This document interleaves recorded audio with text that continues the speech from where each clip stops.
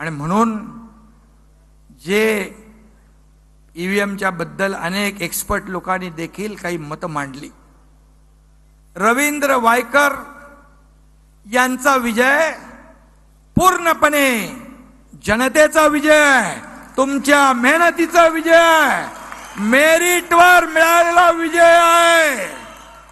कुठेही जा, कधी जा, पण विजय हा जनतेने दिलेला विजय आहे.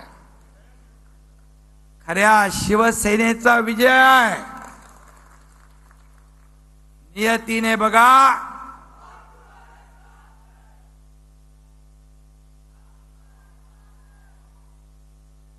त्यांचे पण माझ्याबद्दल काही वेगळी मतं होती, मलाही त्यांच्याबद्दल काही वेगळी मतं होती.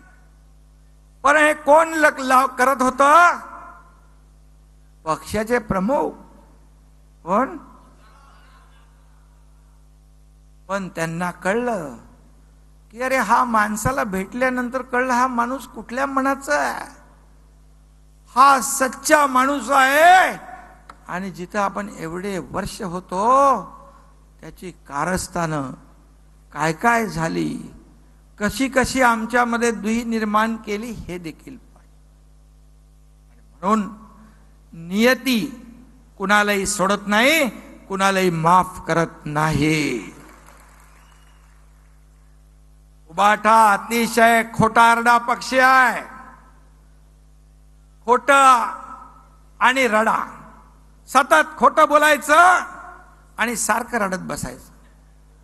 त्याला काय नाव दिलं पाहिजे?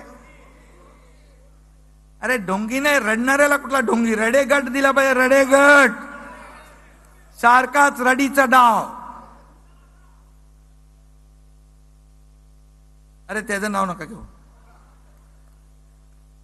जिंकलो जिंकलो असा ढोल तुम्ही पिटताय, पण कुणाच्या जीवावर हे तुम्हाला आत्माला माहित आहे.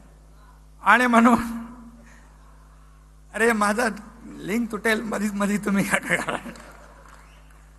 शिवसेनेचा मतदार तुमच्या बरोबर राहिलाय का याचा विचार करा.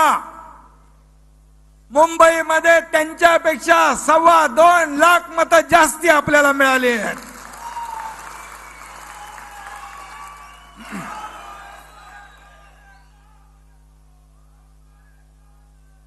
उबाटाच्या मिरवणुका आपण पाहिल्या? उबाटाच्या मिरवणुका पाहिल्या का? निवडणूक प्रचारात झेंडे बघितले? पाकिस्तानचे हिरवे झेंडे फडकत होते.